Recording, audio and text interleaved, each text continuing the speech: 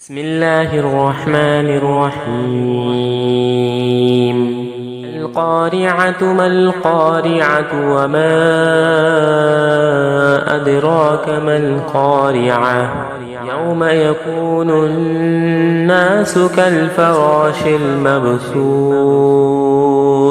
وتكون الجبال كالعهن المنفوش فأما من ثقلت موازينه فهو في عيشة راضية أما من خفت موازينه فأمه